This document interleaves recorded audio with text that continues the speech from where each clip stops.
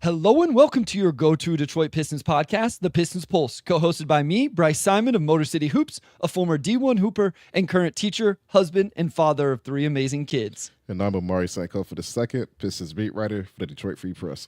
And as you may have guessed, based on that intro, we are not joined by our producer, Wes Davenport, today. He is out of town, and the internet was not quite good enough in his Marriott hotel to help us out. And I apparently clicked on the wrong intro video, the one without music. So I apologize for that. I realize like how uncomfortable it makes me, O2, not having, I was very awkward throughout that thing. I'm glad they couldn't see us visually, but it definitely threw me for a little bit of a loop there. Like that threw me off too. It was like the timing was off.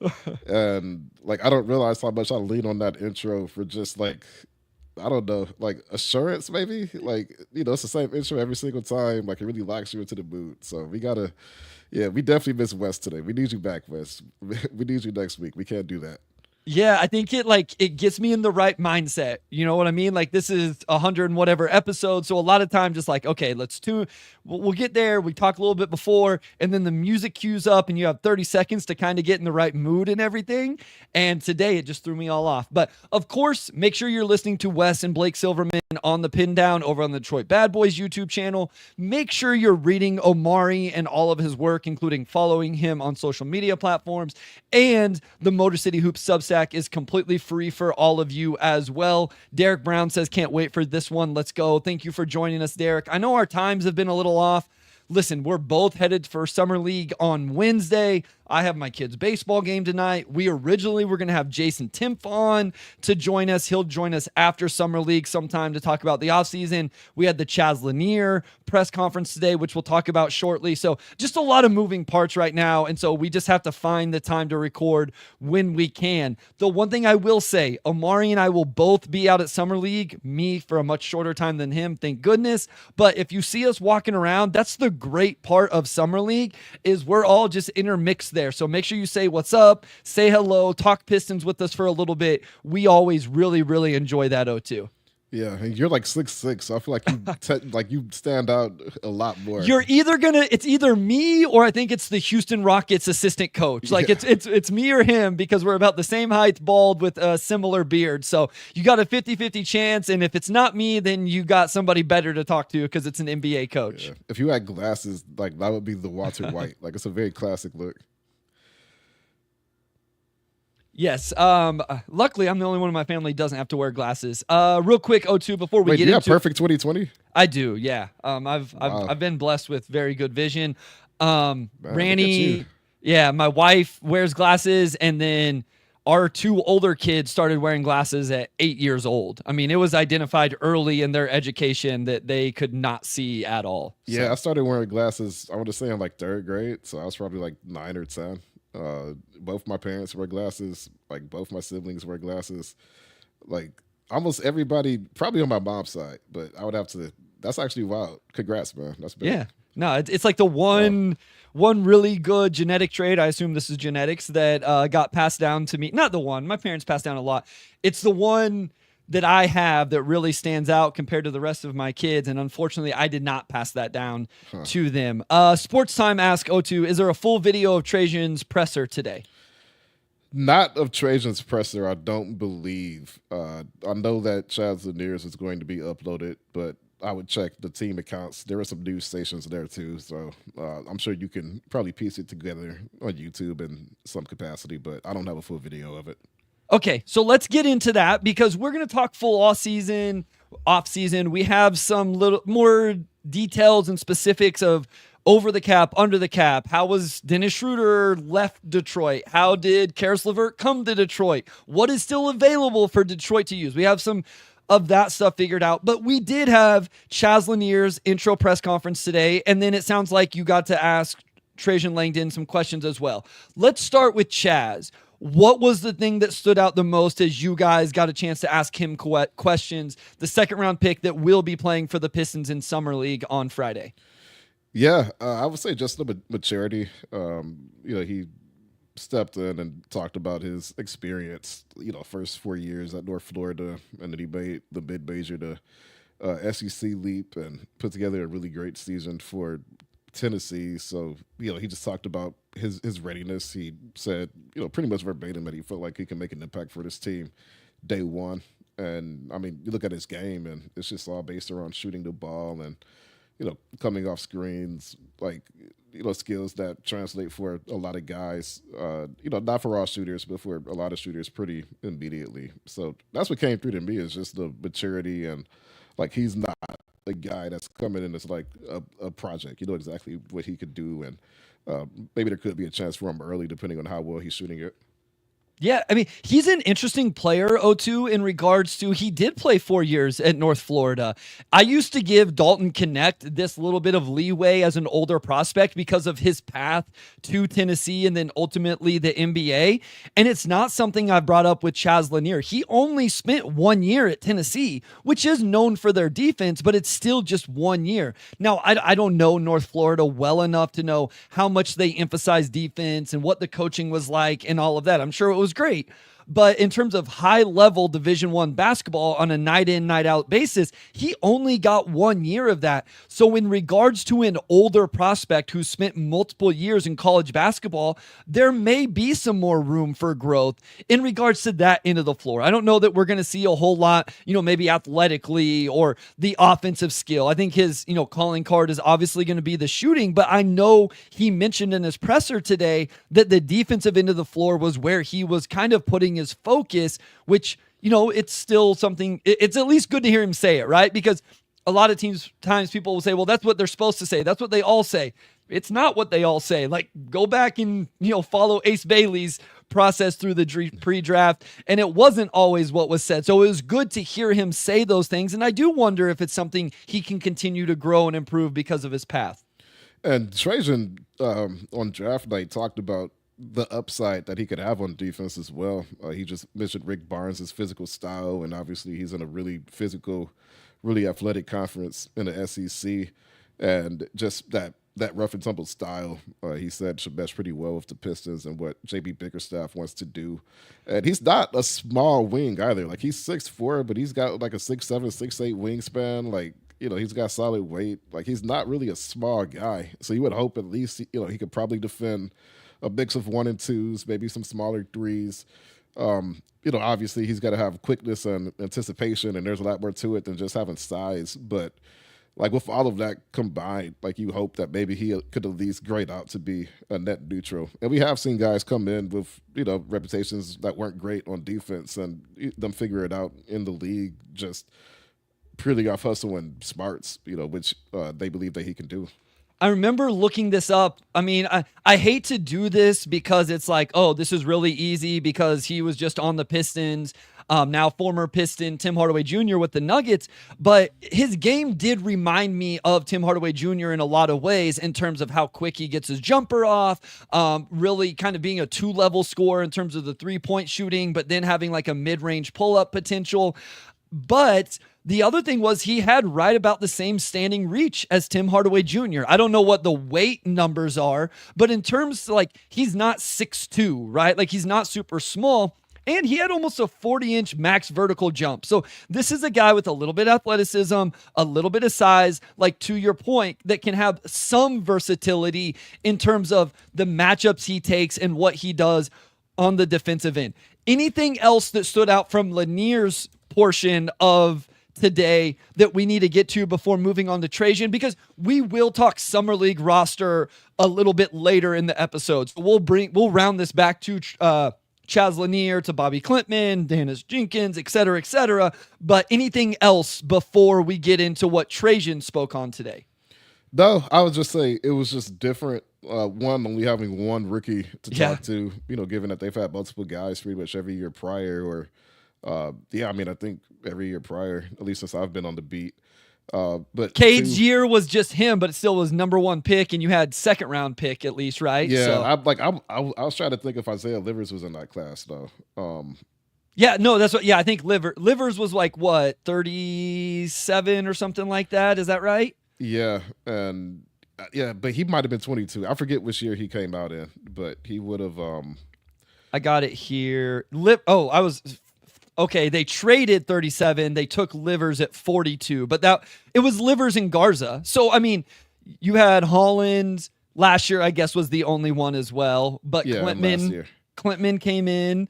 Ausar was with what? Sasser, Yeah. Ivy, and Duran. Obviously, the first year there was multiple. So this was probably the first year where there weren't at least a couple when you add in the second round picks, right? Yeah, so it was just more of a low key affair compared, not in a bad way, but just in the sense that with it not only just being one guy, but one guy who comes in, probably closer to being a finished project where it's not so much like, like what can you become? Like with Ron, it's all about, youth and potential, and with Chaz, it's more so, you come in as a shooter, right? So you're questioning him, almost more like you would a free agent, maybe. Yeah. You're not questioning him like he's a rookie. So it was just a different energy, really. I was kind of talking to it with people in the media room, but like this whole offseason is just so much more of a low key affair compared to the past few when you just consider the lack of what they've had to do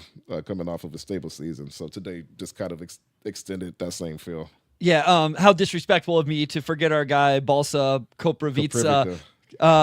I actually ran into him on the Strip in Vegas. I think it was the second year I went, and we were eating at the same place, and I was too scared to say what's up. And then a little bit later, I was walking around, and him and I think there was a couple other players walked by as well. So I want to get to the Trajan part of the presser, Omari.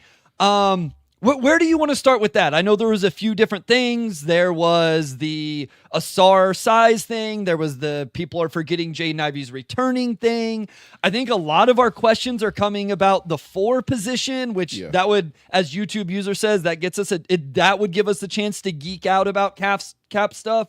Where do you want to start? You were there in person, obviously. Yeah, we could start like just where it opened with the elephant in the room, which was Malik Beasley, obviously. Yeah, and sure. Having to pivot at the last minute, and Trajan acknowledged that they had not much time to pivot just with the timing. The dudes came out the day before they were allowed to talk to outside free agents, so you kind of go from Malik Beasley's going to tie up our MLE, and then you just make some other moves on the margins to. Now we have to find somebody else to fill the MLE with, and now we also have to replace, to an extent, the shooting that you got with Beasley. And it's also, if you replace Beasley with a different type of player, do you take Schroeder? Or does he become redundant? And there's just this whole events that essentially went from we can run it back to them replacing all 3 vets with 2 guys, and then they re-signed Paul Reed, obviously, but. Yeah, just I think the not much time aspect of it, and him just talking about how they pivoted, and then you end up, with 2 wings who fill a lot of what they lost. And he talked about Carrots, being able to handle the ball. Obviously, Duncan Robinson can really shoot, and he talked about his ability to come off screens and get downhill a little bit too. So, I think from that view, when you look at just how fast they had to pivot. I think it's just important, to keep in mind, especially when people kind of talk about, well, they should have made a bigger swing or this and that. They very much wanted to still kind of maintain their flexibility and rely on the youth, and they tried to thread the needle on that. And it seems like to an extent they were able to do that. Yeah, I mean, it would be interesting to live in an alternate universe where this stuff with Beasley didn't happen, right? Like, obviously for him, the person, I wish this wasn't happening to him, whatever. But what was the plan, right? Because just because they were going to bring Malik Beasley back, would Tim Hardaway Jr. still be in Denver? Would Dennis Schroeder still be gone? Like, what was the plan overall? Or was it bring Malik Beasley back, and then was it to go in a different direction? You know what I mean? And so with the rest of the roster. So I do kind of wonder sometimes what plan A was. I know Trajan referenced like having to pivot very quick, but like I feel like plan B had to already have been discussed, right? You know what I Yeah. mean? Like, I think this is interesting insight into what front offices have to do in terms of, okay, this is option 1, 2, 3, 4. Like, if this guy goes here, this is what happens. I'm not saying they predicted that Beasley, this would be the situation, but they had to be like, what if somebody overpays for him? What if somebody trades for, whatever. Like, my guess is they had these plans in place, but I'm sure it wasn't this exact scenario. They just probably had guys identified that they felt like could replace what they were going to end up losing. Yeah, and that's a good point too. Is that front offices prepare for, plethora. That's the word of the day. Plethora of Yes. scenarios. And like you said, I mean, Trajan even acknowledged it early on. Like, we don't know for a fact that we could keep those guys. And then in that regard, you have to have a plan B or whatever it may be. So it's not like they suddenly had to go on like basketball ref and look up Karis LeVert's stats and figure things out at the last minute. They already had things in place. It's just when you felt like your plan A was pretty certain the day before and then it gets blown up, obviously that that forces you to pretty much scrap plan A entirely. So no, that probably wasn't the first time they talked about trading for Duncan Robinson or seeing if they could get a TPE for certain guys, which they got for Schroeder. And again, when you talk about where they ended up, they still ended up checking a lot of the same boxes of what they had, just divided across different players. Okay, so let's get into some of the other things. So Cade Season says, according to Trajan's responses today, do you know if he will go after a backup 4? It seems like we won't go after a backup 1 yet. I assume that is from the comments around Jay Ivey being able to handle the ball, Karis LeVert being able to handle the ball. Did you get any kind of insight into, well, did he feel like the roster is whole already, or are there some quote unquote holes on the roster that still need to be filled? Yeah, he acknowledged that the roster's at 13 and they have 2 roster spots open, but he said they're not in a rush to fill the 14th. And I think the question was phrased like, would you feel comfortable with this roster going into the season? And, he said, yeah. And he mentioned like Jaden Ivey coming back, being able to replace a lot of the ball handling that you lose with Schroeder. And like at some point, like, yeah, maybe you do fill that spot, but I think for now they feel like they've got the core of the roster in place. And, like if you do anything else, it'll be more of a move on the margins, I would imagine. I'm also, and this is just me talking, I also just wonder with Bobby Clintman, like, he's a guy I could fill into that spot pretty well. Like he's looked good in a limited minutes. I wonder if that could be something that leads to an opportunity for him. Yeah, we will talk about Bobby again whenever we get to the full kind of summer league roster and all of that. Another thing that came out today was the, comment about Ausar Thompson. So Piston Sicko says, O2, have you seen Bobby, Ron, or Ausar in person recently?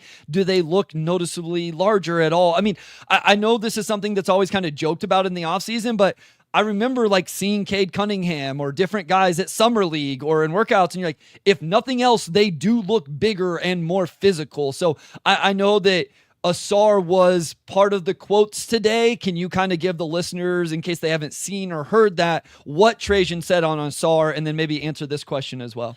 Yeah, he said Ausar just looks like he's filled out frame wise. Shoulder is broader. He just kind of phrased it as, obviously, as you get older, especially in your early 20s, you naturally just kind of fill out a bit. And he's been in the gym. He said he's working on ball handling. Obviously, he's working on shooting, finishing at the rim, essentially everything. He talked about just how much he's been in the gym. Also talked about Ron. He said Ron has been in the gym relentlessly. So, excited for him. I have not seen those guys in person. I figure I'll be able to catch them out in Vegas. The team will have a practice out there at some point. Me and Bryce will both be out there. By the way, for those who are unaware, both get there tomorrow. And I don't know when you take off, Bryce, but I think I'm taking off Sunday. But, I'll be there. Oh, you're only there till Sunday? Yeah, I'm only there till Sunday. Yeah, I'm only doing the first 4 days. Oh, lucky you. I feel like usually you guys end up having to stay out there longer than that. So yeah, I mean, there's just no real reason to I doubt Ron plays more than one game, and so many people clear out after that first weekend anyway. That it's just I think right after COVID, like the first summer league I went to as a Pistons reporter was 2021, and I did all 10 days. And like beyond it just being too long to accomplish what you need to do, because you can do it in 4 or 5 days, it's also just too long to be in Vegas. So, Facts. so I was just like, I can't do more than 4 days. So that's my limit for now. Okay, before we go to break, is there anything else from the presser? Because when we come back, I do want to talk, there's a lot of questions about the cap situation. Guys, Keith Smith is literally texting me as we're recording right now about some of those situations, what's available and what's not. Can always count on Keith to give us some stuff. Obviously, Kyle Metz is like Piston-specific version of that as well. He has great stuff also. Anything else from the presser? Because when we come back, I want to talk about the Schroeder sign and trade, what that means, how they sign LeVert, what's available, et cetera, et cetera. I know there was a comment on J.I. Anything else that I may have missed here before we go? No, just that, the overall focus is still on the development of the young players. And Trajan said this all summer. I feel like there was a brief spell where people got excited about something big happening. And it's just, he's been pretty transparent the whole time that was not in the cards. But, he just said, do we get better next season? Like, he doesn't know. It just depends on how the young players improve. And that just kind of goes against some of the belief, and I'm not saying that there's, a right or wrong belief one way or the other, but sort of the belief that there's this window that the Pistons have to capitalize on now, with the East being wide open. And, I don't think the Pistons see it that way. I think they see this as like a long-term deal. They're not just going to cash in their chips just to be competitive for 1 year. They want to build a team that, can sustainably compete against teams like the full strength Celtics or teams like OKC. That's they've got depth all the way down to like the 12th or 13th man. So that's an overall focus. Still about the young guys. He reiterated that, and that's pretty much it. Mr. Ray says, darn, I'm late with the popcorn. That's all right. We appreciate you being here. We still got a lot to go here. Also, the popcorn actually triggered something for me. Remind me at the end, O2, we need to talk about Jurassic World, because I went and saw the new Jurassic World movie, nice. And I do have some thoughts. So we need to talk about that as we go. Real quick from Derek Brown. You guys are the best. Like, I feel bad when you do super chats and you guys don't make us answer a question or something. So Derek Brown, thank you so much for the super chat. Says, enjoy a cheap lunch on me tomorrow when you're at Summer League. Derek, you let O2 off he owes me right now. You can't let him off the books with this, Derek. So it just subsidizes a little bit. Derek, yeah, we appreciate it, man. We are going to go to a more expensive lunch on Friday. You know what this will do? This will pay for Laz's lunch on Friday. This is what this will do, since Laz so kindly joins us every few weeks or so, and the three of us get to have lunch on Friday. I've never met Laz in person, so I'm super excited for this. Really funny. It's crazy. Yeah. Especially now that we're 5 years for me into this, the amount of people who else I've never met in person? Keith Smith. I've never met Keith Smith in person as well. So there's all of these people. You and Keith have not crossed paths at Summer League. I think last year or something, I met Trevor. I was like, hey, is Keith here? Like, this is Summer League, though. You know this. You make all of these plans to see all these people, and then you just get caught up, and it gets crazy. So, yeah, again, you can only be, the hardest thing about Summer League is that you can only be in one place at one time. Yes. And there's always a lot of things happening. So you kind of, I definitely get that. Yeah, you can't have 7 meals a day and go watch the games in both gyms all at the same time. So, Derek, thank you so much. It will be put to great use, I promise. We're going to get into the mechanisms of what has gone on, the Pistons' current cap situation, right after this. All right, we're back with segment 2. We're going to talk about the cap. I think it's safe to say by now, and I think Keith also confirmed this on Twitter earlier, that they operated it as an above the cap team. Yep. Which kind of makes their offseason start in like a puzzle, basically. Karis LeVert took that non-taxpayer mid-level that initially would have went to Beasley. Paul Reed probably fits into the buy-in, you were right, around $5 million or so. So Keith just texted me about that. But that's still TBD. Yeah, so Keith just texted me and said, Reed, based off his free agent rights, the Pistons will still have their biannual exception available. So there would be a little bit of room. Like, I think that's the main way for them to add. That would be the only way for them to add a free agent now that they've worked over the cap. And that would make sense because you have his bird rights, and if that can cover the Yes. contract, then obviously you would preserve the biannual. So if they do go after that 14th player, then that's probably the market. I mean, not probably, that is the market. Like it would be somebody in that range. Yeah, no, I mean, I think, and so what year? So that's a little over 5 million, I believe, Yeah. is what it is this year. So I mean, I think some of the names people are talking about, which we'll get to, that is realistic, like for those names at this point. So, like I'm interested. I'm interested with that O2, that they were able, because when they stayed over the cap, now you kept Paul Reed's, what would they have, non-bird rights or whatever it was. So I think, and the way, I still haven't fully grasped it, but the way Keith has explained it, I know Kyle has said maybe they kept full bird rights and it wasn't non-bird rights, but whatever it was, they were able to sign him without using a biannual or anything like that. And the uncertainty is just because they waived him and then closed him off waivers and re-signed him. So I guess the question is, when you get waived and re-signed by the same team, does that clear the bird rights, or do they transfer automatically? Which I think I mentioned the other week, there's always some granular cap stuff every year that comes up that I haven't really had to like cover before. And that's one of the things this year that's like, bro, Keith tweeted this the other day. Keith Smith tweeted the other day that there's ones this offseason that he didn't, like, he has to get into the minutia of. Yeah, it's like, I feel like the NBA cap is like, I imagine it's got to be like learning English if it's not your first language. Like things just are, and you just accept them, and that's just basically how it goes. Here's what I want to shout out. We're 27 minutes in. We've used the word plethora, minutia. We're going to talk Jurassic World at the end. Like, we're a pretty boring podcast when it comes down to it, O2. I don't mean to like speak for you. I know I am. But like, we give you a lot of variety and versatility here on episode 175 or whatever we are. Also, how about this? From Robert Lydeer. What up, Doe? Thanks for your show, and shout out to Robin Chan. Let's go. Robin getting a shout out in the comments today. Mr. Ray says the NBA cap is a monstrosity. Woo, monstrosity. There we go. Here's the thing. The NFL cap in contracts are a little confusing as well. I don't understand any of it other than going to Over the Cap or Spotrac and then looking at it. You know what I mean? Like, the NFL cap is like, I feel like they could just do whatever they want. That's right. That is exactly right. Like they can just do whatever they want. There's you can never. Here's the thing. You think you couldn't judge the Duncan Robinson contract when it first came out because there was some partial and non-guarantees? Like, wait for an NFL contract to drop. Patrick Mahomes signed $500 million, and I have no understanding of when he gets the money, how he gets the money. You know what his cap hit is this year, Omari? $28 million somehow on a 10-year, $500 million contract. Next year, it's supposed to be 78, and somehow they'll write a check and bring it down. Like the NFL cap. I listened to one podcast and they love to crush the NBA stuff, especially the draft night hat thing. And I'm like, stop trying to be like the NFL doesn't have confusing things as well. So. Yeah, because the thing is, like, the NBA cap doesn't always make sense, but at least it's consistent.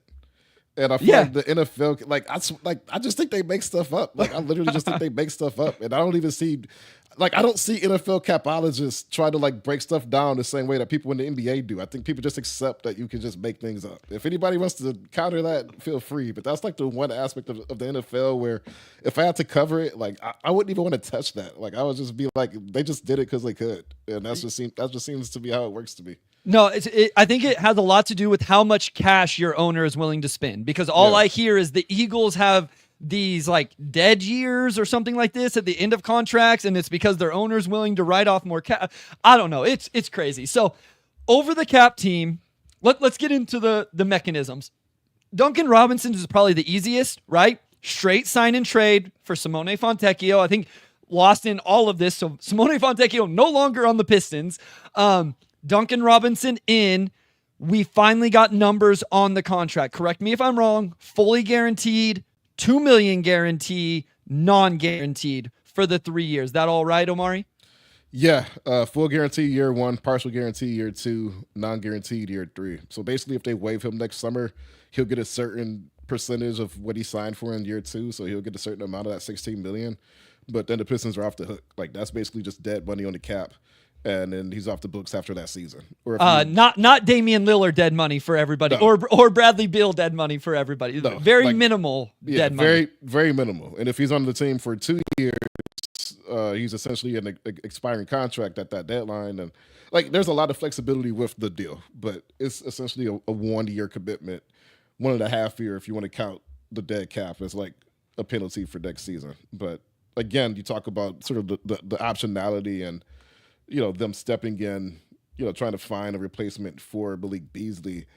You get a shooter of Duncan Robinson's caliber, 3 year deal because it's a sign and trade and it has to be at least 3 years. But for that to not be a full commitment, and I think I compared that to an NFL deal last week, just in the sense that it's $48 million, but it's not $48 million. It's really, whenever it is very much an NFL. As much as we are crushing the NFL, it's very much an NFL deal. Like, this is how NFL deals are structured. Like, you get paid a little bit up front, and then eventually, like, the last 2 years are a little bit fake.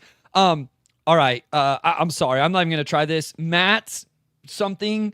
What up, though, from Switzerland? Love your work. Thank you. Appreciate that. I promise you it's better for me not to try to say your full name than it is for me to try and say it and do a very bad job. I really apologize. I appreciate you being here. I appreciate the comment. If you can like sound it out for us in the comments, I'll say it correctly. But thank you so much. Okay, so sign and trade brings Duncan Robinson. Let's go to Karis LeVert, because this is the question now was, okay, over the cap, YouTube user says, did we sign him with the MLE or did we end up using cap space, over, under, why, etc.? Karis LeVert has now come out. It was the non-tax MLE, which means with all of this stuff, they operated as an over-the-cap team. He comes in and he uses that, what was it, $14.1 million non-tax MLE in 25-26, gets a 2-year deal on that as well, Omari. Yeah, just the non-taxpayer MLE, so that's just a pretty, standard contract. Like, a handful of guys around the league essentially got the same rate, or around that, divided across however many years. And, it's a pretty good contract, flexible contract, and you get a guy, and this is what Trajan talked about earlier, who checks a lot of boxes as a ball handler, like 6'6", can defend a little bit. So just like it's a flexible contract, just in a different way from Duncan Robinson. But, Karis is also a guy, that could be here for the full 2 years or longer, depending on how that mesh is. So.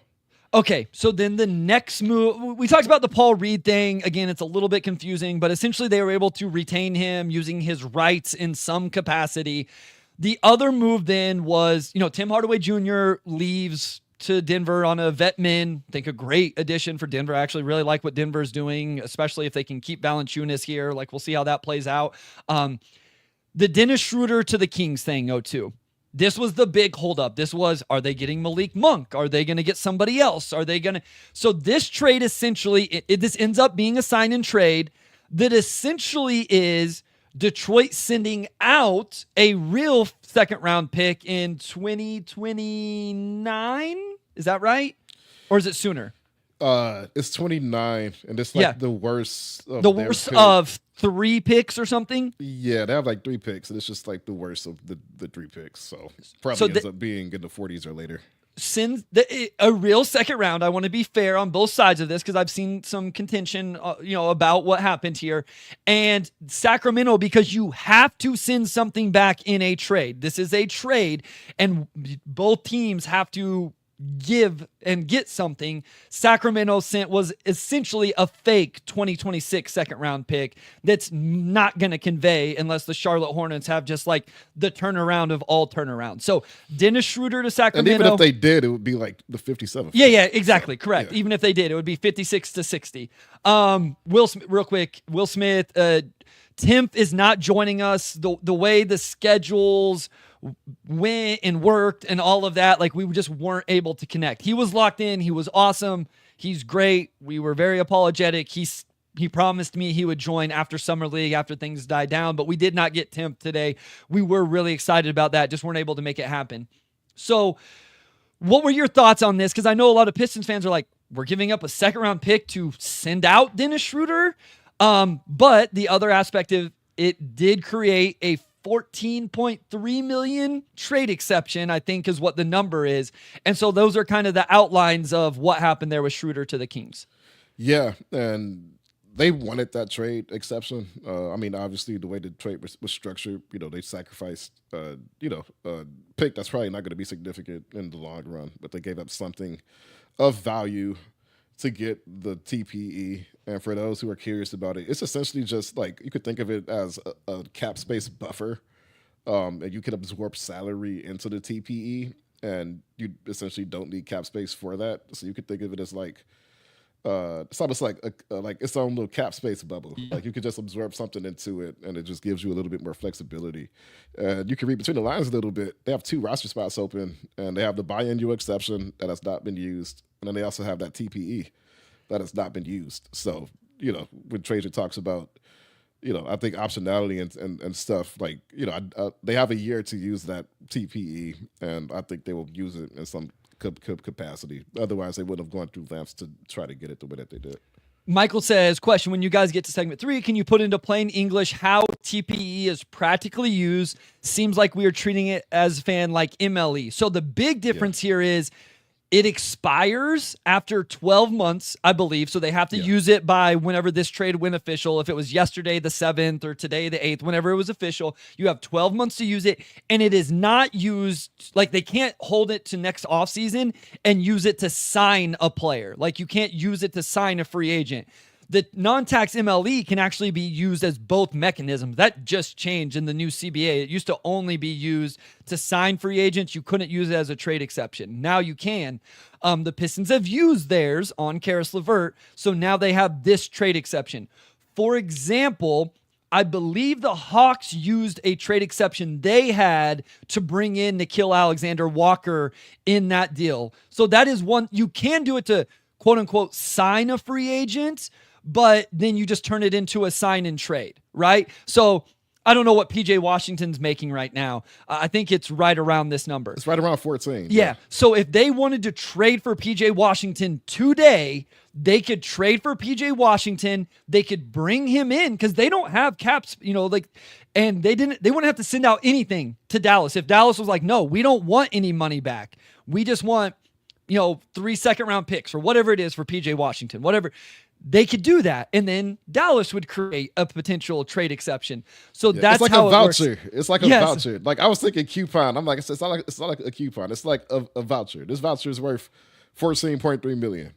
You can look up salaries to see what fits into it, and that's correct. What it's worth. That's what I was going to tell people. It expires in a year. It's just like that's essentially what it is. Yeah, go to Spotrac and just click. Like you can go to all contracts. You can filter them by average annual value, and you can go see all of the players making 14.3 or less, and then just go see the players that could potentially fit into this. Now, it is important, if it happened next offseason, you can't combine it with cap space and stuff like that. But anyway, it is, Mr. Ray. Like, it is literally passing the exception around. The thing is, most of them, I shouldn't say most, a lot of them will just expire. So I think that was some of the conversation, and fairly was, okay, well, if he doesn't use it, you just ended up using a second-round pick for nothing. And that's fair. It is probably a pretty bad second-round pick to get the optionality for a sizable trade exception in this scenario. Dennis Schroeder, right? Like that's a guy they acquired last year. It wasn't this same way, but the same idea. They had cap space in that scenario. But this is an interesting trade exception that they have to go get people where you don't need cap space. And again, they could go to next offseason, and if they don't have cap space O2, because they re-signed J.I. and J.D. or whatever, next offseason, they would have this to do something, and they don't have a couple days to do it, but they could figure it out. So that is why we went down this road, and it took a week to finalize this thing. Is I assume there was some negotiation, because I don't think Sacramento had to do sign and trade to bring in Schroeder. Like at a certain point, that's why they got a second round pick, right? Because they didn't have to do sign and trade. I think they could have just brought him in, I believe. Yeah, so the Pistons had to give something of note to make it happen. And I think they also absorbed him into like a TPE that they had for Kevin Huerter, right? Okay, yeah, that's probably right. Yeah, so Yeah, so that's an example right there, because whatever Herder was making, Schroeder signed for reportedly 15 billion, so it just fits right in. Yeah, so Roger Fisher says Trajan can use the TPE to help facilitate a bigger trade for other teams in exchange for picks, right? Absolutely. Here's the thing. If it's 14.3, that's just a touch bigger than a non-tax MLE. Now, there's probably not very many guys that fit in that range, but he would have a decent, like I think it's one of the bigger numbered trade exceptions out there right now. So yes, Roger, it doesn't have to be to improve the roster. Maybe he gets a few second round picks back because he absorbs a contract to facilitate another move. So again, optionality, O2, optionality.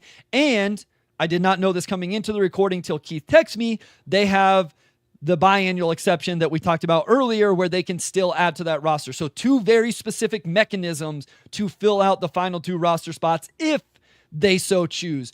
Hopefully that outlines the the trade exception for everybody and kind of how those work. And I know that's from Australia, Joel from Australia. Love it.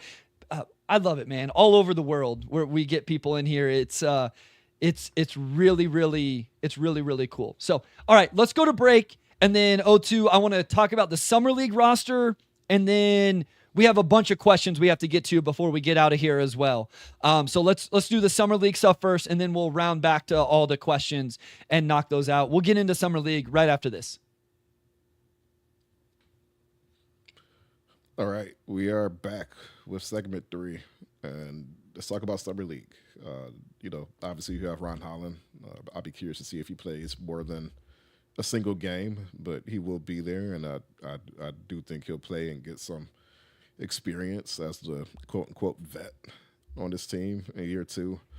You have Bobby Klitman and Chaz Lanier. Obviously, you've got some of the guys from last season, Dennis Jenkins, Tolu Smith. You have TJ Bickerstaff, who is JB's nephew. Okay, so that's what I was going to say. I know we had this question here from Douglas Taylor. How's TJ Bickerstaff related? So, yeah, you've got some guys like you. What's the relation? That's a nephew. Is that what you said? Okay, his nephew. And they've got some guys too. Like if you follow college basketball, like there's always going to be some guys on these lists that got to pop out. Like Bryce Williams was one for me. Was there anybody else on there that kind of stood out to you? That's what I was going to ask you. Like, what was the name? I mean, obviously Lanier is huge. Bryce Williams is a guy, I'll tell you, Sam Vecini, who I do the Game Theory podcast with, really liked Bryce Williams. Thought he was a draftable player. So really interesting name from me. You know what else I thought was awesome? They brought in Zakai Ziegler for Summer League. Anybody want to guess where Zakai Ziegler played his college basketball? Point guard at the University of Tennessee. So who better to get Chaz Lanier his shots than Zakai? I mean, the answer to me is Bobby Klintman. And, I'm not going to overreact to Summer League. I tweeted out the other day. I called out ESPN last night for calling Topich the next coming of whatever. Listen, it is fun to talk about Summer League and evaluate and analyze what happens. Ultimately, Bobby is the one I'm most interested in, and to see what he looks like.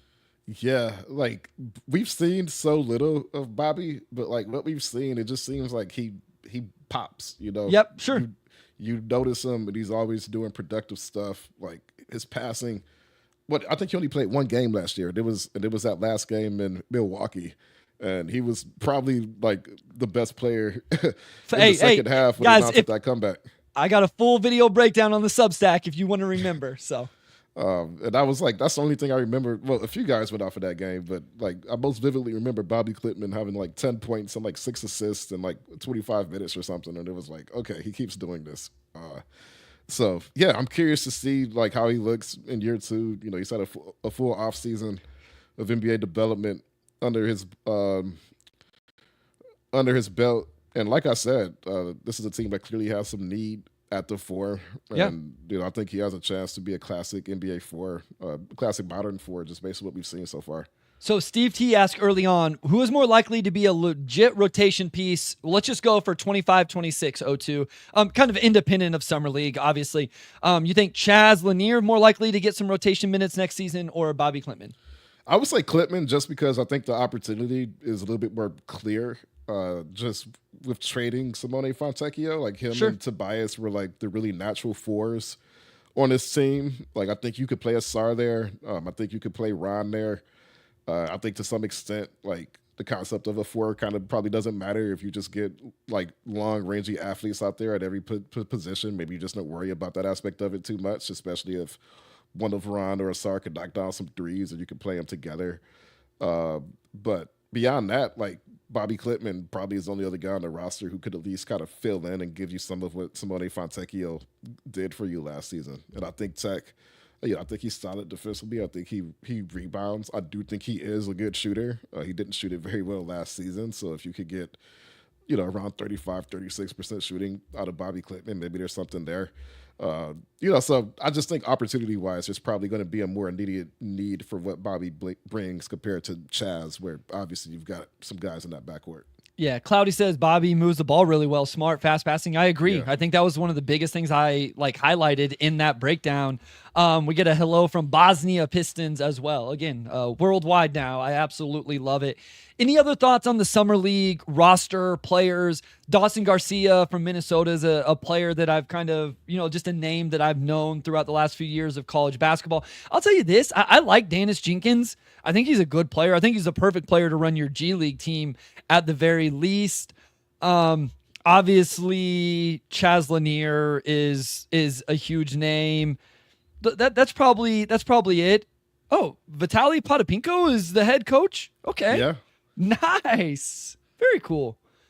That's a name from back in my day when I was a young kid. So nice. There's another. Oh yeah, like I'm familiar with him. So he's a long time JB assistant. He was with him down in Memphis for a bit as well, and yeah, obviously had like a decade long NBA career. Yep. Sincere Carey is a name that stuck out to me just because, for those who don't know, before the Free Press, I worked for The Athletic. And before The Athletic, I worked for the Pittsburgh Post-Gazette. And Sincere Carey was a pretty big get for Duquesne University while I was at the Pittsburgh Post-Gazette. So I just remember him being recruited by Keith Dambrot, and they ended up having some really good years under Dambrot while he was there. So it's just funny how guys kind of pop up randomly over time. I never covered Sincere, but I just remember seeing his name and, obviously following Duquesne to an extent down there. I think he's got a nice game, so it'll be curious to see what he could do. Okay, let's get to the fun portion of the podcast. We'll answer questions. If Sports Time, if you're still in here, I actually text Wes your question, so I'll have his response. But I want to start here. Roger Goodell. Oh, shoot. He probably left since we were trashing on the NFL. What's the best? Roger, you explain the salary cap first, and then we'll answer your question. Yeah. What's the best performance you guys ever saw live at Summer League? Do you have one that stands out to you? Yeah, I remember Jabari Smith looking like Kevin Durant. A year or two ago. And he was telling the Pistons about it too. Yeah. Cade and all the dudes were lined up right there courtside, and he was like, he can't guard me. Yeah, he was getting after it. That's right. Yeah, that's probably the main one, honestly. Like, a lot of those performances don't really stand out. I remember individual games, like individual moments, but yeah, that's like, I thought he was going to come out this season just like destroying everybody based on that. Yeah. I will tell you this. Jordan Miller put up a crazy performance late night last year in the back gym that was pretty impressive. I will also tell you, like, Jay Huff was the player that last summer, like, just kept catching my attention every time I walked in a gym. So I've said this before. This is probably why we won't record while we're out there. I struggle to watch the games. Like, you're always talking to somebody, or you're walking here or whatever. Like, I just don't get a chance to watch. Last year or 2 years ago, we went to record after a Pistons game, and I was like, oh, you got to carry the actual game, because I literally didn't watch any of it. Like, I have no idea what I'm going to say when we record. So there is just a lot going on in regards to that. So Sports Time says, wish Webs was here. I need to know why he's pushing the power forward Ausar agenda. Ausar can play the 4 for sure, but he isn't a 4. He's a 3-2. Wes said, he plays offense like a 4 who can handle the ball. Easiest way to fit him into lineups, let him be a 4 and play near the hoop, then have him roam wherever on defense. So I'm in agreement with Wes on this. So here, I will give the one pushback with my issue with Ausar at the 4. Unless you have some other big-time perimeter defender, I don't love that it can hamper the versatility of the matchups he can take, if that makes sense, right? Because if depending on who else he's on the court with, if he has to guard Julius Randle because nobody else has the size to do it, then he can't guard Anthony Edwards. You know what I mean? So that's my only qualm with Ausar at the 4, is just like the matchup versatility that he can have, because if you're starting what would that look like? KJI LeVert, right? Ausar has to guard Julius Randle in that lineup. Now it's like, okay, LeVert, go guard Anthony Edwards, but I kind of want Ausar to guard Anthony Edwards. So that is my only hiccup sometimes with Ausar at the 4. Yeah, and you're giving up some size for sure. And I think defensively, Ausar could handle a lot of different matchups, but he's, I think, especially adept at opposing primary ball handlers, and that's probably the most important role you could have as a defender, other than protecting the rim. So, like, that's understandable for sure. I think you play him at the 4, but defensively, he probably is going to match up more so with 2s and 3s and some 1s as well. And I cherry pick there, right? Like, I use like even the Indiana Pacers, though. Like, okay, who's going to guard Pascal if you're going to put Ausar on Halliburton? And sorry, Tyrese, hopefully you're healing well. But okay, Roger Goodell, if you had to guess, what position would our 14th man be? I think we still need a stretch big. I think he's just asking, like, what would you add to the roster, O2? Yeah, probably a little bit more insurance at the 4, ideally, just because I don't think you could survive many injuries at all there, without having to play some guys out of position. And they haven't been playing Stu at the 4 at all, so that's not probably an option. So, yeah, I think backup 4 is probably the main priority, followed by maybe still getting some sort of veteran point guard back there. Yeah, YouTube user says Chris Boucher, Trey Lyles are kind of what I would like to see if they're willing to accept a reduced role. I agree 100%. Like, this would be what I would try to attack right now, is a guy like that with the biannual exception. And listen, I'm a little more okay with the ball handling situation with J.I. coming back, with Karis LeVert on the roster, with Ausar taking a little bit more. But I'm cool. Like, if you want to add a Monte Morris, or let's run it back 4 years ago and bring Corey Joseph back into the mold as well. But in that role as a true third point guard that's only playing based on injury, or you just really need the team settled down. I had somebody pitch an interesting name of Kyle Anderson to me if he became available, because he kind of can do a little bit of both, because he can initiate your offense. But I think I'm with your, like, people know I want to stretch big. Boucher does that a little bit. Like, you could play those guys at the 5, right, in small ball lineups, so maybe they do a little bit of both. Speaking of guards, Ben says, has the window closed on Marcus Sasser becoming a Lindsey Hunter type role player, i.e. key backup on a contending team? What do some of the moves this offseason say for Sasser whenever you bring in a Karis LeVert, a Duncan Robinson, J.I. is coming back? When you look at that to what the rotation was at the end of last season when Sasser wasn't in the rotation, and then you lose those 3 guys but replace him with 3 new guys, including Jaden Ivey, it still doesn't seem like he's probably in the rotation, Omari, especially when you add in Chaz Lanier. Yeah, it's tough to see where those opportunities would come from. And I thought Sass played pretty well in the minutes he did get last season. Shot, like, he had a really hard rookie wall kind of midway through his rookie year. But last season, he shot the ball really well, took care of the ball pretty well. I think the issues are just, one, like, he's a bit small for a guard. He's probably more of an off guard. So I think it kind of limits what you can do matchup wise, especially defensively. But the reality for this team is just, like, they have Cade and Jaden Ivey, and those guys are young. You're going to want vets around them. And that just kind of leaves Sass in, a tough spot where, he probably can't get as many developmental reps to show what he could do. Like, I like his game. Like, I think he's an NBA player. I think he could figure it out and, like, stick somewhere.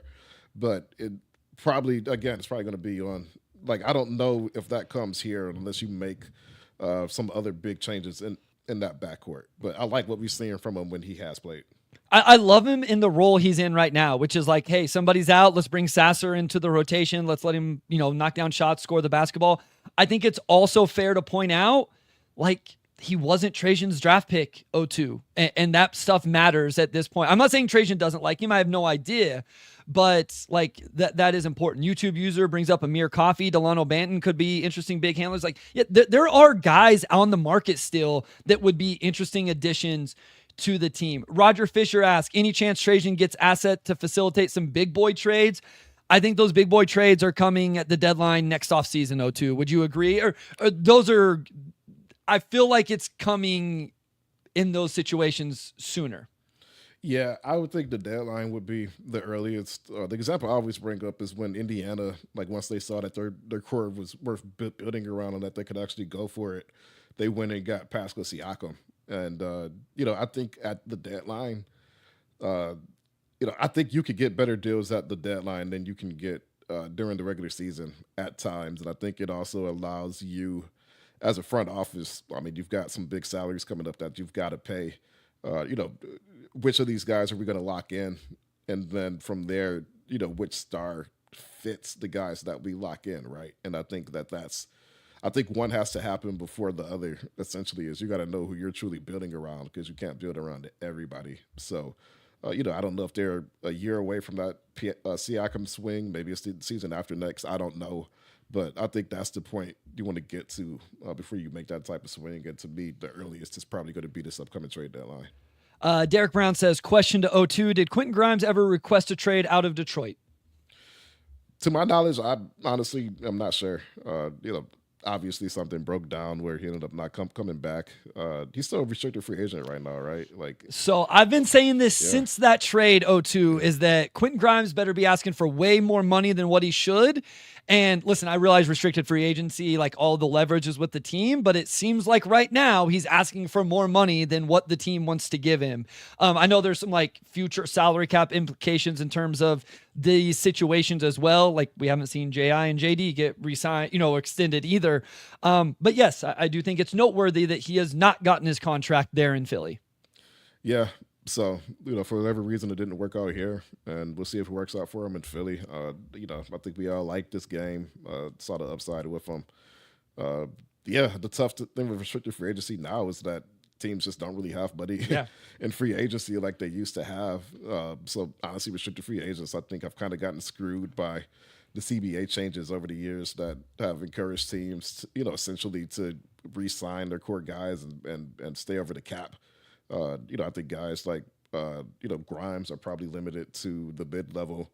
And, if you're a young guy and you're coming off a good season, there was a time where you could probably push for 20 million or more. And, the money's just not really there for that now. So, we'll see how it resolves. But, that kind of plays into Ivy and Duran coming up too. Like restricted free agency, I think it's just a bad place, awkward place for players to be. It's an awkward place for teams to be. The CBA really encourages both sides to sign extensions to kind of avoid those scenarios. So we'll see how it plays out with Grimes and then obviously with Ivy and Duran this summer too. Yeah, I mean, Jonathan Kuminga, Quentin Grimes, Josh Giddey, Cam Thomas, none of these guys have signed, any sorts of deals here. And the free agency market is dried up. The cap room is dried up. And so, I mean, quite frankly, they don't have a ton of leverage left outside of playing on their qualifying offer and then becoming unrestricted free agents. Like they could throw that at the team. That's a little bit of a bet on yourself. But you mentioned it there. Camille, our guy, says how much you think JD and JI will get in terms of contract.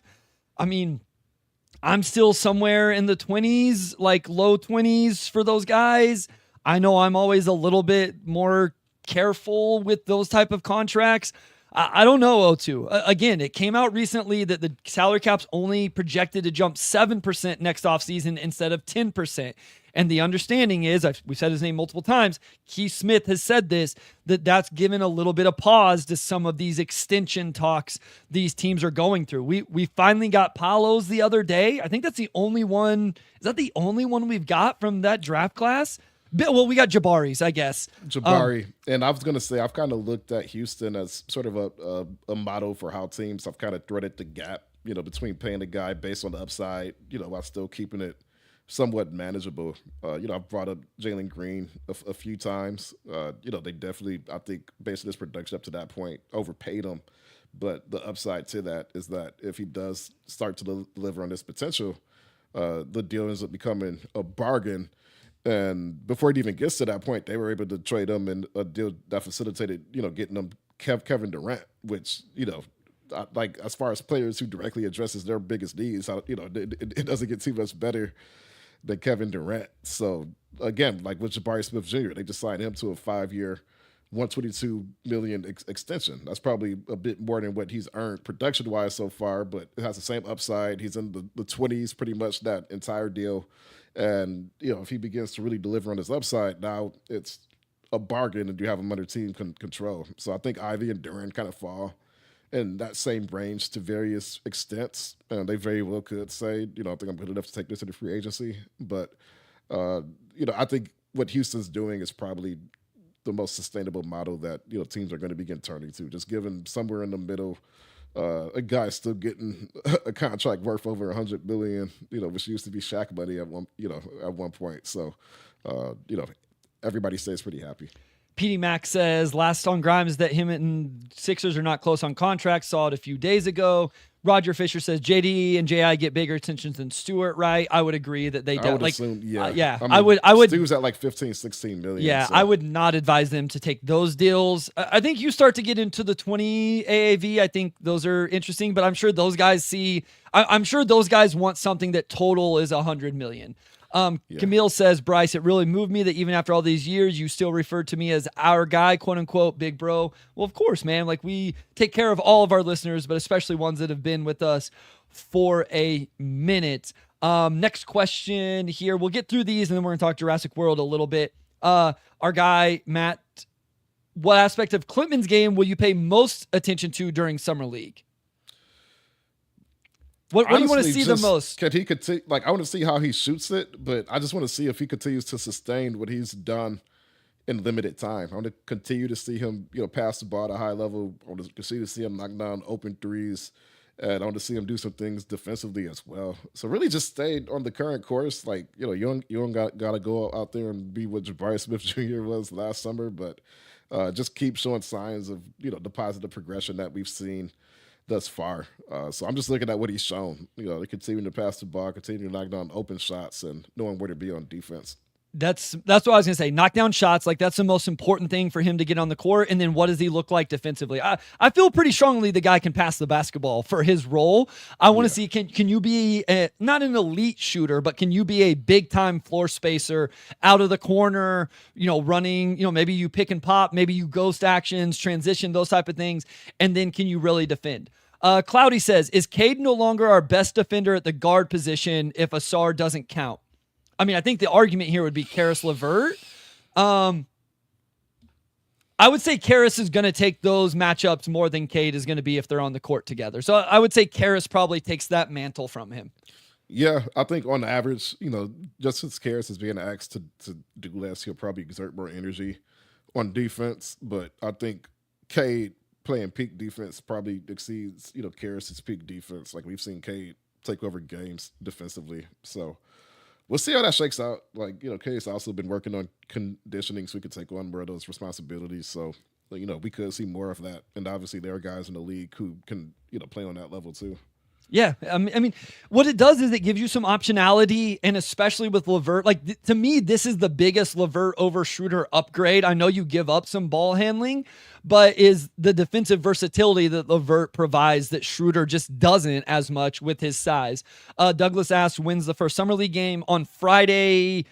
It's afternoon local time in Vegas. I think it would be like 5 or something.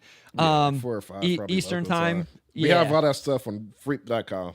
You can go on freep.com and we've got all that news. Yep. Oh, that's okay. This is fair. I guess I was only thinking Cade. Yeah. Would it be LeVert or Holland? I would say LeVert's more consistent right now. I hope we see that jump from Ron Holland. Like, Ron was still kind of like chaotic as a rookie, figuring stuff out. Ron definitely has the potential to be better than LeVert, though. That's a good call. Yeah, man, he definitely has the want to. Like, I think he absolutely wants to be that guy. And then that's like the most encouraging thing is that he's just raring to get to that level. Yeah, I mean, I will tell you guys this. This has been his rep since high school. Coming out of Duncanville, the rep about him was the motor, the compete, all of that. One more here, then we have a super chat, then we'll talk movies. Matt says, which of the young guys do you expect to take the biggest leap next season? I'll say Ausar.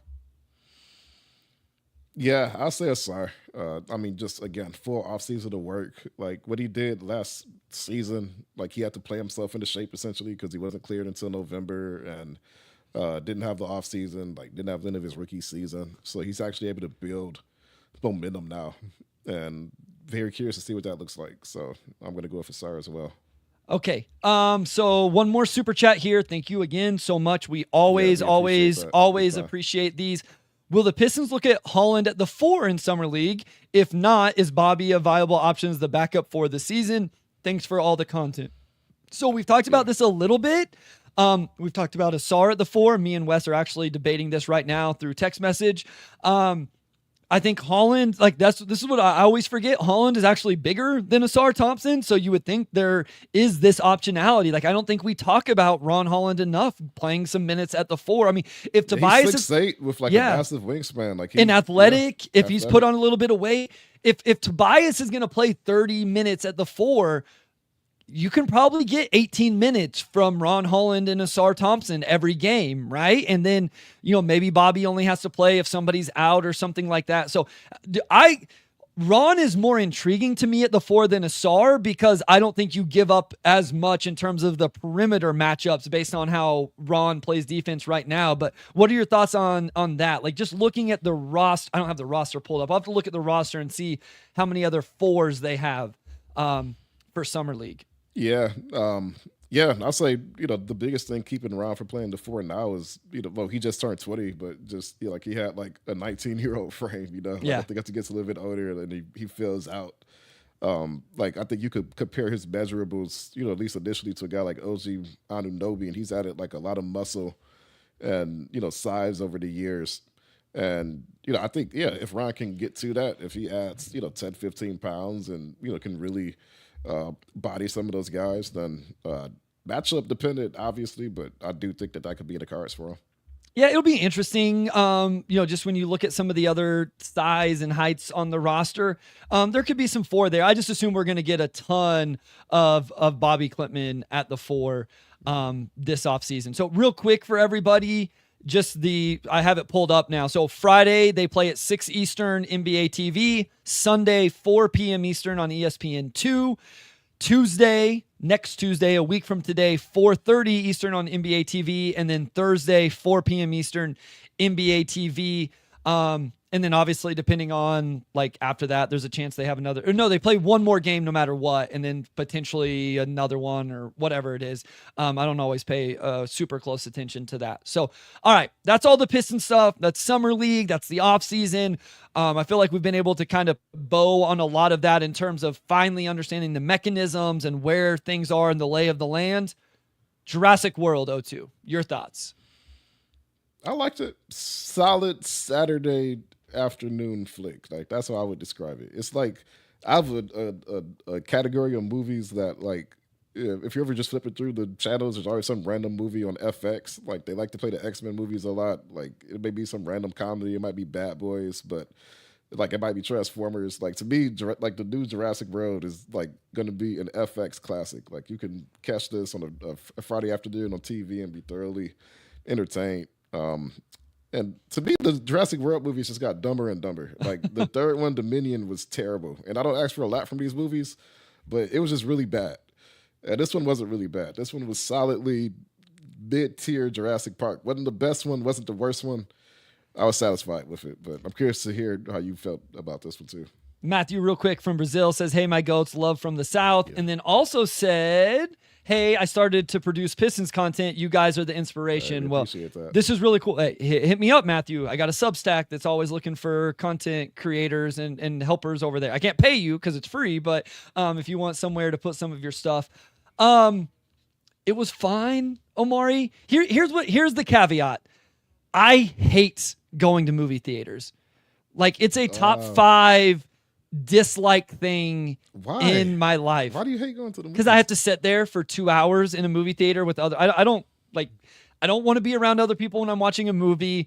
I have to pay $50,000 for my kids to eat too much popcorn and drink too much pop. Yeah, I get that. The littlest one, I have to pay $6 still for him to go. I shouldn't be taking my 6-year-old to the movie. Guys, don't turn me in. And for him just to fall asleep anyway. Yeah. It was fine. I stayed awake. I didn't look at my phone to see how many minutes were left because I do that with movies sometimes. Like, okay, I got to last 30 more minutes here because this has lost my attention. But, oh, do other people not say pop? People probably say soda, huh? Yeah, we're pop country here in Michigan, and apparently Okay. down there in Kansas as well. But yeah, it was okay. And I actually like these movies. Like I like this, like obviously Jurassic Park, the original was something I grew up on and all of that. PD Max says, I only like movie theaters for dates, but I still end up falling asleep now. I will tell you this. I went to the final Harry Potter movie. I'm a Harry Potter junkie. Went back to DC. I watched a midnight showing, its first night, and the person in front of me fell asleep. And probably the meanest thing I've ever done is I kicked the chair and woke him up because he was snoring and it was pissing me off. I mean, you can't go to the Harry Potter premiere and fall asleep. Like, that's what I'm saying. Like you got to be locked in. Yeah, you know what you're getting into if you go to the midnight showing. YouTube user says, "Are you recording Game Theory tonight? I can hit you on Substack if you don't want to answer here." Sam actually just texted. He flew all day. I don't think we're recording Game Theory tonight. So yeah, hit me up on the Substack. Yeah, I like the movies. Before the pandemic, I was going to the movies a lot. Like especially when I lived in like Pittsburgh and Memphis. Sometimes I just had a random, Tuesday or whatever, and I'll just go see a movie. And I was probably seeing like at least one movie a month for like a while. And I got into Movie Pass before they realized how bad of a business model it was. I was just seeing all these movies for like $10 a month, so that was a nice era.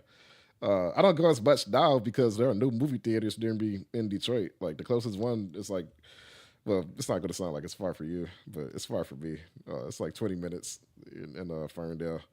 The Imagine Theater. It's a good theater, but I like driving like 5 to 10 minutes to the theater. I don't like driving 20 minutes. So this is gonna blow your mind, O2. You know the small town I grew up in, right? Yeah. You know where I'm from. My little small town actually has a movie theater, but here's what it does: it shows one movie 3 nights a week at one showtime. So you can go to the movie on Friday at 6:00, Saturday at 6:00, or Sunday at 6:00, and that's the only movie it shows. But we do have a movie.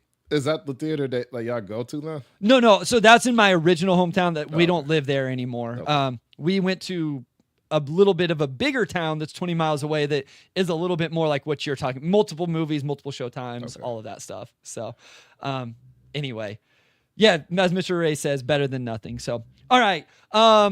That's enough movie talk. I'll see you tomorrow or the next day, something like that, out in Vegas. Everybody, thank you for watching, viewing, rating, subscribing, liking, supporting, all of that. We really, really appreciate you. If you are headed to Summer League, either watching live now or you're listening to the podcast, tomorrow or the day after, make sure you say what's up to us while you're out there. We would really appreciate it. We always love interacting and talking with everybody. And you guys don't forget, Omari owes me lunch, and he will be paying for it on Friday. So I'm excited for that. We'll see where he decides to pick for us and Laz to go. I'm excited to meet Laz in person. That's the best part of Summer League is meeting people in person because that's always a little bit different. KDA 1024, great show as always, guys. Mr. Ray, great show, fellas. Enjoy that meal, Bryce, paid for by O2. Shams gives the prayer hands. Appreciate you guys. O2, take it away, my guy. Yeah, big thanks as always to our audio producer, Robin Chan. Big thanks to our editor-in-chief, Dakota Avery Nichols. And big shout out to Wes, who we hope to have back next week. And we will talk to you all next time in Vegas.